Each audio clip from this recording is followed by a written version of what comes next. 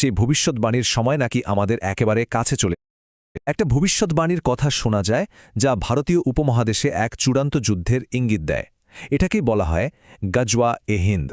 কিন্তু কিছু নির্দিষ্ট ব্যাখ্যা বলছে সেই ভবিষ্যৎবাণীর সময় নাকি আমাদের একেবারে কাছে চলে এসেছে।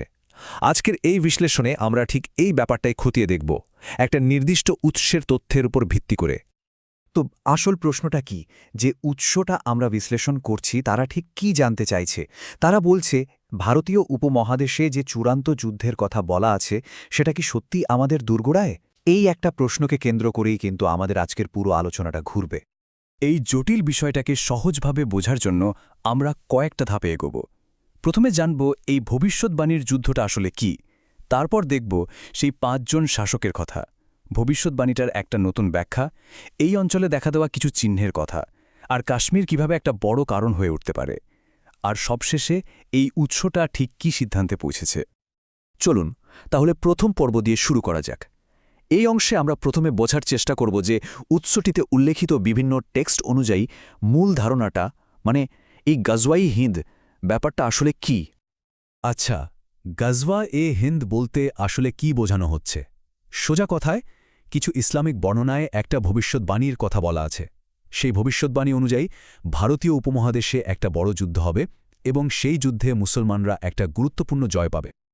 এখানে কিন্তু একটা খুবই গুরুত্বপূর্ণ ব্যাপার আছে।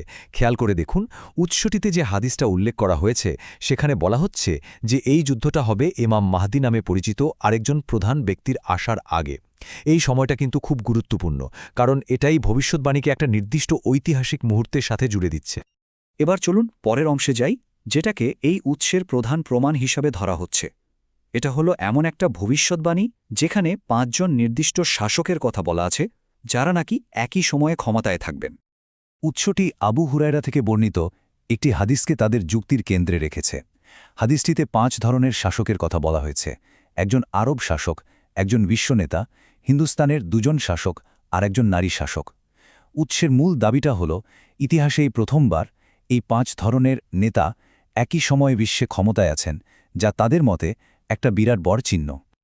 এখানেই উৎসের বর্ণনায় একটা ছোটখাটো জটিলতা তৈরি হয়। নারী শাসকের ভবিষ্যৎবাণী নিয়ে একটা প্রশ্ন ওঠে, আর উৎসটি সেই টেক্সটকে নতুন করে ব্যাখ্যা করে এর একটা সমাধান দেওয়ার চেষ্টা করে।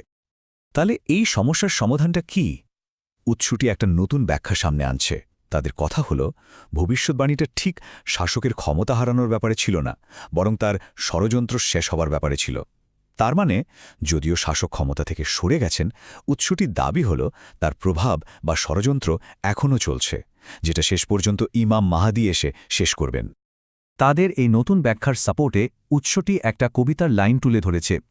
সেখানে বলা হচ্ছে, শিন দিয়ে শুরু আর নুন দিয়ে শেষ এমন নামের একজন নেতা নাকি মিত্রদের কাছে আশ্রয় নিয়েও অপমানিত হবেন। উৎসটি এই লাইনকে একজন নির্দিষ্ট নেতার পরিস্থিতির সাথে মিলিয়ে দেখিয়েছে। এবার আমরা পরবর্তী কিছু চিহ্নের দিকে তাকাব। উৎসটি এমন একটা ভবিষ্যৎবাণীর দিকে আমাদের মনোযোগ আকর্ষণ করছে যেখানে বলা আছে যে যুদ্ধের ঠিক আগে পরপর ২টো বড় ঘটনা ঘটবে। হুজাইফা থেকে বর্ণিত একটা হাদিস অনুযায়ী ২টো ঘটনার কথা বলা আছে। প্রথমটা হল একটা ধ্বংসাত্মক বাতাস। উৎসটি দাবি করছে পুরীর জগন্নাথ মন্দিরের পতাকা ছিঁড়ে যাওয়ার ঘটনাটাই হল সেই চিহ্ন, এবং এটা নাকি অলরেডি ঘটে গেছে। আর দ্বিতীয় ঘটনাটা হল একটা ভয়াবহ দুর্ভিক্ষ, যেটা এর পরেই ঘটবে বলে ধারণা করা হচ্ছে। চলুন এবার দেখি এই পুরো পাজেলের শেষ অংশটা কি। উৎসে মতে ভবিষ্যৎবাণীতে বলা সেই দুর্ভিক্ষটা কিভাবে শুরু হবে, এর উত্তর নাকি লুকিয়ে আছে কাশ্মীরকে ঘিরে ভূ-রাজনৈতিক ঘটনার মধ্যে। এখানকার মূল পয়েন্টটা হল, উৎসটি কাসিদা সওগাত নামে আরেকটি কাব্যিক টেক্সটকে ব্যাখ্যা করে বলছে যে কাশ্মীরকে নিয়ে যে সংঘাত, সেটাই হবে সেই ফাইনাল ট্রিগার, যা পরের ঘটনাগুলোকে এক ধাক্কায় এগিয়ে নিয়ে যাবে। উৎসটি একটা চেইন অফ ইভেন্টস বা ঘটনার শৃঙ্খলের কথা বলছে। তাদের মতে ঘটনা প্রবাহটা হবে এই রকম।